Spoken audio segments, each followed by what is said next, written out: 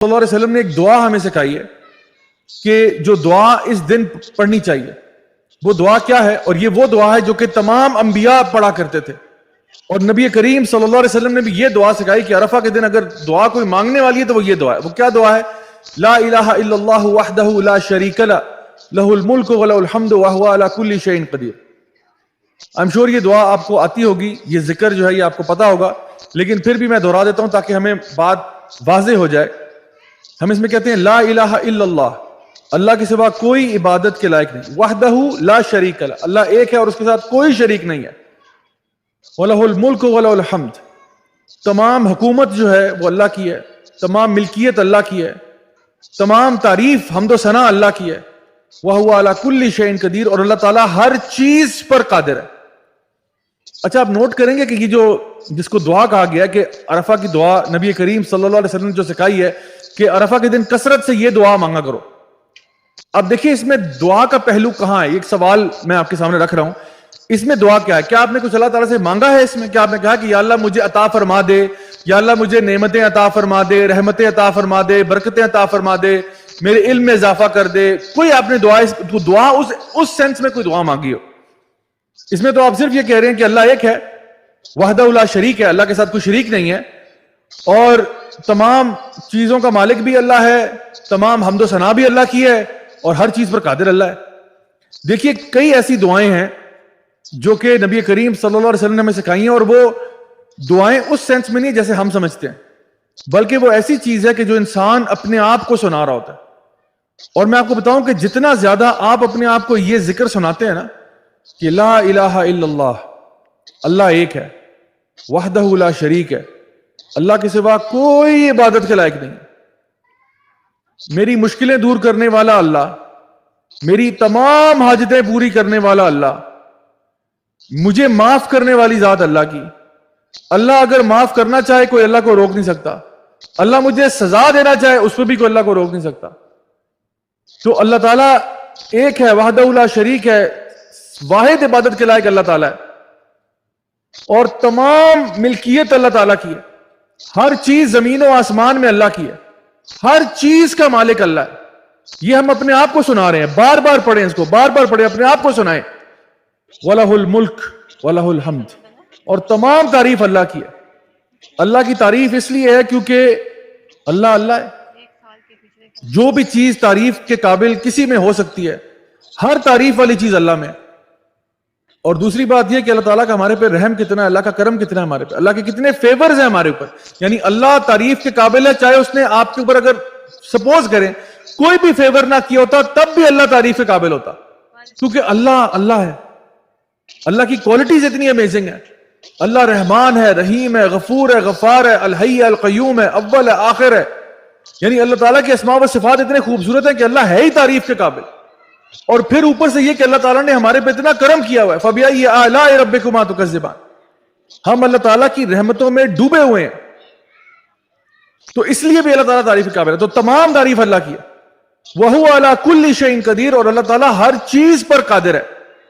ریت کے ہر ذرے پر, بارش کے ہر قطرے پر, ہر پتے پہ جو گرتا ہے, اللہ تعالیٰ ہر چیز پر قادر ہے. کوئی چیز اللہ کی مرضی کے بغیر نہیں ہو سکتی. تو جو ایسا رب ہے, اور اگر آپ کا یہ یقین اللہ تعالیٰ میں ہو, پھر سوچئے آپ کی زندگی میں کوئی پرابلم بچتا ہے. پھر آپ اللہ کو نہیں بتاتے کہ آپ کے پرابلمز کتنے بڑے ہیں, آپ اپنے پرابلمز کو بتاتے ہو کہ تم میرے اللہ کو جانتے ہو یا نہیں جانتے. کیا تمہیں معلوم ہے میرا رب کون ہے؟ یہ جو اذکار ہے نا, اکثر اوقات یہ جو دعائیں ہیں یہ ہمیں اندر سے بہت بوسٹ دیتی. جتنا زیادہ آپ کا اللہ تعالیٰ میں یقین ہوگا نا, اتنی ہی کنوکشن سے آپ دعا مانگیں گے. سو یہ دعا جو ہے لا الہ الا اللہ وحدہ لا شریک لہ لہ الملک ولہ الحمد وہو علی کل شیء قدیر, یہ آپ نے یوم عرفہ میں کثرت سے پڑھنی ہے انشاءاللہ, زیادہ سے زیادہ. اور اس کے بعد جو چاہیں دعائیں مانگیں, جتنی دعائیں مانگنا چاہتے ہیں آپ مانگ سکتے ہیں. نبی کریم صلی اللہ علیہ وسلم کی حدیث سے آپ نے فرمایا کہ الحج عرفہ, کہ حج جو ہے نا وہ اصل میں عرفہ ہے. جیسا کہ یعنی حج کی جو کہنے کا مقصد یہ کہ حج کی جو چوٹی ہے نا وہ عرفہ ہے. اصل میں حج جو ہے, یعنی عرفہ مس کر دیا تو سمجھے حج نہیں ہوا آپ کا.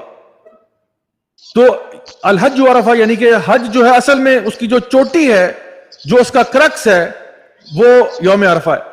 اسی طرح سے آپ صلی اللہ علیہ وسلم کی ایک اور حدیث آپ نے فرمایا الدعا هو العبادہ، دعا جو ہے وہ عبادت ہے. یعنی عبادت کی بھی جو چوٹی ہے نا وہ دعا ہے، اللہ تعالیٰ سے دعا کرنا. ایاک نعبد و ایاک نستعین، کہ تیری ہی عبادت کرتے ہیں اور اگر مانگتے ہیں یا رب تو تجھی سے مانگتے ہیں. تو دعا جو ہے وہ عبادت ہے. اسی طرح سے جو حج ہے وہ دراصل عرفہ ہے، اور عرفہ کا دن جو ہے یہ ہے ہی دعاؤں کا دن. جتنی زیادہ آپ دعائیں مانگنا چاہتے ہیں مانگیں، کیونکہ میں نے آپ کو پہلے بتا چکا ہوں کہ اللہ تعالیٰ جو ہے یہ وہ دن ہے جب اللہ تعالیٰ خوب لوگوں کو معاف بھی کر رہا ہوتا ہے، جو لوگ مانگ رہے ہوتے ہیں ان کو عطا فرما رہا ہوتا ہے. سو یہ بہت ہی خاص دن ہے، اور کتنا ہی یعنی ایک انسان کے لیے بدقسمتی کی بات ہوگی کہ وہ اس دن کو ضائع کر دے. وہ دن سال میں آئے اور چلا جائے اور وہ اس کو ضائع کر دے. روزے کا میں آپ کو پہلے بتا چکا ہوں کہ نبی کریم صلی اللہ علیہ وسلم نے بتایا کہ جو اس دن کا روزہ رکھے گا اس کے پچھلے سال کے بھی گناہ معاف اور اگلے سال کے بھی معاف. تو اس لیے ہم لوگوں نے my dear brothers and sisters proper planning کے ساتھ نا عرفہ کا دن جو ہے اس میں خوب عبادتیں کرنی ہے. اب جو میں نے سوال آپ کے سامنے پہلے رکھا تھا وہ یہ تھا کہ اب عرفہ کا دن اصل میں کیا ہے، کیونکہ یہ کنٹروورسی ہر سال آتی ہے، تو چلیں اس سال ہم اس کو ذرا آرام سے ڈیل بھی کر لیتے ہیں. دیکھیے اس کے بارے میں دو رائے پائی جاتی ہیں، اور دونوں رائے جو ہیں ہم سمجھتے ہیں کہ کچھ حد تک ان کے پاس دلائل بھی ہیں اور ویلڈ بھی ہیں. ایک رائے یہ ہے کہ عرفہ کا دن جو ہے یہ وہ دن ہے جو سعودیہ کے مطابق ہوگا، جس دن حجاج جو ہیں وہ عرفہ کے مقام پہ پہنچیں گے، یہ یوم عرفہ ہے. اچھا، دوسرا اوپینین جو ہے جو میں سمجھتا ہوں زیادہ اسٹرانگر اوپینین ہے وہ یہ ہے کہ عرفہ کا دن جو ہے وہ 9 ذی الحجہ کا ہوتا ہے، چاہے جس ملک میں بھی آپ ہوں. اس کی وجہ یہ ہے ٹائم کے ساتھ اس لیے باؤنڈ ہے وہ، کیونکہ دیکھیے کہ ہماری جتنی بھی عبادات ہیں نا وہ سب کی سب اپنے علاقے کے وقت کے مطابق ہی ہوتی ہیں. جتنی بھی ہماری عبادات ہیں، مثال کے طور پہ اگر آپ نے فجر کی نماز پڑھنی ہے تو آپ فجر کی نماز اپنے مقامی وقت کے مطابق پڑھتے ہیں. آپ سعودیہ کے ساتھ ٹائی اپ نہیں کرتے کہ جی سعودیہ میں فجر ہوئی ہے تو پھر ہم یہاں فجر پڑھتے ہیں. اللہ تعالیٰ نے ہمیں خواہ کی مشقت میں نہیں ڈالا کہ آپ جو ہے نا ہر وقت بس ان کے ساتھ ٹیلی کرتے رہے، ایسا نہیں، آپ کو مقامی وقت آ گیا. اسی طرح سے رمضان کا جب مہینہ آتا ہے تو ہم اپنا چاند دیکھتے ہیں، اور چاند کی رویت کے اوپر، چاند کے دیکھنے کے اوپر پھر اناؤنس ہوتا ہے کہ جی کل سے پہلا روزہ ہوگا، اور اس رات کو تراویح ہو جاتی ہے. تو چاہے سعودیہ میں ایک دن پہلے ہو گیا ہو، ہم اپنے حساب سے، ہر ملک اپنے حساب سے کرتا ہے، یہ بھی اس میں بھی کوئی اختلاف رائے نہیں ہے، اور سب یہ بات مانتے ہیں. اسی طرح سے ہماری جو عید ہوتی ہے وہ بھی اسی طرح سے ہے. اسی طرح سے لیلۃ القدر جو ہے وہ بھی ہر ملک کے حساب سے ہوتی ہے.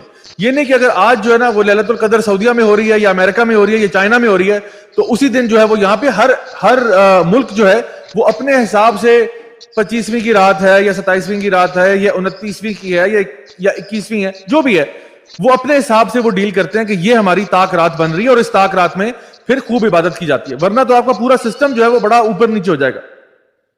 اسی طرح سے آپ کا جو عید کا دن ہے یا ہمارا جو یوم النحر ہے یعنی قربانی کا دن جو ہے وہ ہم ہر ملک اپنے حساب سے مناتا ہے نا. یعنی ہر ملک یہی کہتا ہے کہ جی ہماری عید اس دن ہے، تو وہ قربانی اس دن کرتے ہیں. وہ یہ تو نہیں کرتے ایک دن پہلے کر لیتے ہیں سعودیہ کے ساتھ. تو جب سعودیہ کے ساتھ قربانی آپ نہیں کرتے تو پھر یہ یوم عرفہ کیسے آپ نے آگے پیچھے کر لی؟ تو اس لیے میں سمجھتا ہوں جو اسٹرانگر اوپینین اور بہرحال احادیث مبارکہ میں یوم عرفہ کا ذکر بھی آیا کہ جی یوم عرفہ کا روزہ، اور بعض احادیث میں 9 ذی الحجہ کا بھی باقاعدہ طور پر ذکر آیا. تو اس لیے میں سمجھتا ہوں کہ جو زیادہ اسٹرانگر اوپینین ہے واللہ عالم، اللہ نوز بیسٹ، وہ یہی ہے کہ 9 ذی الحجہ اپنے مقامی وقت کے مطابق جو ہے اس دن روزہ رکھا جائے، اور اس دن جو ہے وہ خوب دعائیں بھی کی جائیں. اور انشاءاللہ الرحمن ہمارا اللہ تعالیٰ پر پورا یقین اور بھروسہ ہے کہ انشاءاللہ اللہ تعالیٰ ہماری عبادات کو اور ہماری دعاؤں کو قبول کرنے والا ہے. ویسے to be on the safe side میں آپ کو ایک بالکل السلام علیکم، کیسے ہیں آپ سب؟ امید کرتی ہوں کہ آپ سب خیریت سے ہوگے. اللہ پاک آپ کی ہر تکلیف اور مصیبت کو دور فرمائے، دعاؤں کو قبول فرمائے. آج کی ویڈیو آپ کو کیسے لگی کمنٹ میں بتانا. انہوں نے بہت اچھا بیان دیا ہے کہ ہمیں روزہ رکھنا ہے، روزے رکھنے سے ہمیں کتنا ثواب ملتا ہے، اور چلتے پھرتے خوب اللہ سے دعا مانگنی ہے، یہ کلمے پڑھنے ہیں. انشاءاللہ ہم ضرور کلمے پڑھیں گے اور اللہ سے دعا مانگیں گے کہ اللہ ہم مسلمانوں کی تکلیفوں کو دور فرمائے اور ہم مسلمانوں کو ہدایت عطا فرمائے، ہر مسلمان کے حج کو قبول فرمائے. آمین ثم آمین. میرے چینل کو لائک کیجیے، سبسکرائب کیجیے، دعا میں یاد رکھیے. اللہ حافظ.